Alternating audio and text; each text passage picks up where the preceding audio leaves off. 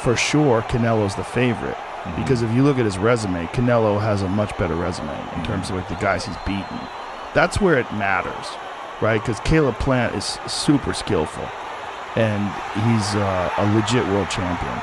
But he has not faced the level of opposition that Canelo has faced. Right. Doesn't mean he can't win, but you know, Billy Joe Saunders also looked like a world beater before he fought Canelo, and then Canelo crushed his face. Yeah. I mean, he probably retired him. You ever see the pictures of Billy Joe Saunders' face? No. Oh my God. When they talk about, they showed an image of his skull, or a skull, and all the areas that were repaired on his face. And there's just plate here, plate here. Yeah. After the fight? His orbital was shattered. His cheekbones were shattered. I think the way the cheekbone connects to the upper jaw was cracked. Wow. Look at that. Look at that. God. Look at all that. He uppercutted him as he was leaning down. So it's the force of the lean down along with the force of the uppercut, and his face just exploded. Did that end the fight? Yeah, that ended the fight. Yeah. They stopped it in between rounds. He knew something was severely wrong with his face. Yeah, his skull was in tatters. Yeah. God. Yeah, it's crazy sport, man. And Canelo, the thing about Canelo is so interesting to me is that Canelo's a big puncher, but he's also really skillful defensively. That's usually not the case. Usually those big punchers, they kind of wade in and they throw bombs, and they're concentrating so hard on connecting with a big shot that they don't have like the sort of defensive skills that like a Floyd Mayweather has, who's the best defensive fighter ever, in my opinion. Yeah. But when he fought Floyd, I think he had such a hard time hitting Floyd that he realized, like, oh, I got to develop these kind of skills. Then if you see Canelo, like when he fought Danny Jacobs, and he's fought in the second fight with Triple G too, like he developed these kind of defensive skills that he never had before. And they keep getting better.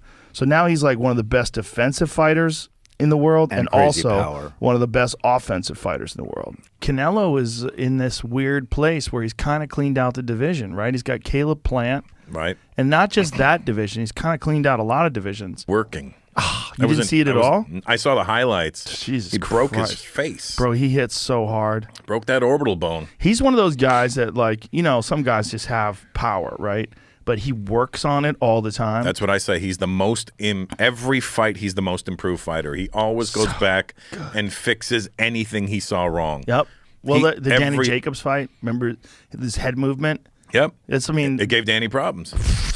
We could give anybody problems, but it was also like he was showing his head movement in that fight. Yeah, because they used to say he just walked right in, and then he fixed it. And threw everything in it. Yeah, that's the thing. He really watches you in a fight. He's not like some knucklehead who knows how to. He really pays it. He's very aware. And to me, I was never a Canelo guy before, but after the past 5 fights, I was like, you know what? If I'm not a Canelo fan now, I'm a hater. Yeah. But I am a fan now because I really appreciate his work ethic. See, it's about power. Yeah. See, this is the thing they're working on. They just.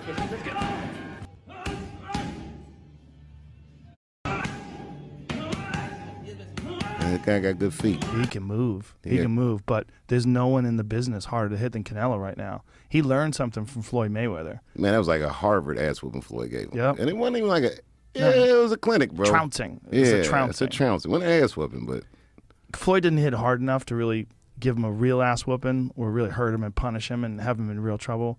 But he boxed him up. Nice. It was like watching a Globetrotters game. Yeah. You know what I mean? Right.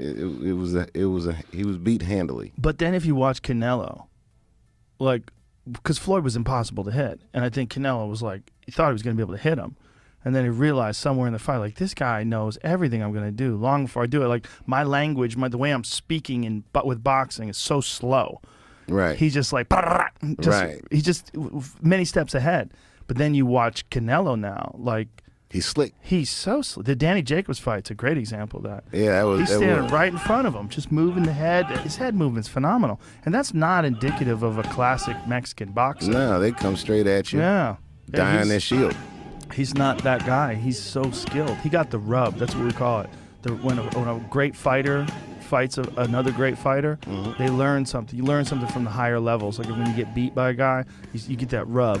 You see a lot of times a guy will come out of a fight with a great fight. He might have lost, but then the next fight you see like, oh, he recognizes the higher frequencies, the higher RPMs of the real true great ones. I think that was a problem in boxing, this idea that people were addicted to undefeated fighters, but there's something to be said in greatness for getting beat up sometimes. Yes. You come back, if you can come back from it with your wits intact and learn the lessons that the ass whooping taught you, you might see something even more special from a guy that got a loss or two on his record. Mexican fighters are known for coming straight at you. Like, Mexican fighters aren't dancers. They're not dancing around and, doing the Ali shuffle. They're like Julio Cesar Chavez. They're moving forward. They're like Marco Antonio Barrera. They're moving forward. Mexican boxers are like some of the proudest, most rugged warriors ever. Like Canelo, who's just one of those classic Mexican fighters that has incredible heart, wants to fight the best of the best, really takes it into who he did in the he first is. fight. Yeah. Stay on the ropes with Triple G and let him use that power to beat your organs. And he's one of those type. I was sitting there, I'm not one to talk. I kind of like getting in and getting involved myself with guys, especially like with Miranda, who I personally believe hit harder than Triple G. Really? But and I was a guy in there, but that was my 1,000 miles an hour trying to figure out, okay, like, this ain't going to probably work tonight with this guy because he's a lot stronger than I expected. Right. And he was just trying to maybe tire him out. The only issue is now when you're on the ropes like that and you're getting hit by a guy that hits that hard in the delts, in the elbow, in the forearms, and to the body. And then you're tightening up and you're tensing up really hard and you're cutting the oxygen off to the blood. It tires you out quicker and it wears you down, more than what he was doing in the middle of the ring by pop shotting and counter punching, and he could have dictated how fast he wanted, how much he wanted to punch, how hard he wanted to punch. Yeah, we certainly made some big improvements in that second fight. Yeah. Right. And not just that division; he's kind of cleaned out a lot of divisions. Triple G is still in the running, which is interesting. He hasn't fought in 2 years. No, he fought recently. Triple G fought. He fought last year, but he looked good, dude. He not only looked good, he looked ripped. So I was like, piss test, please.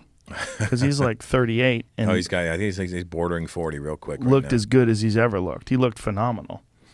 December. Oh, December. There you go. Oh, okay. So it's not been that long then. Yeah.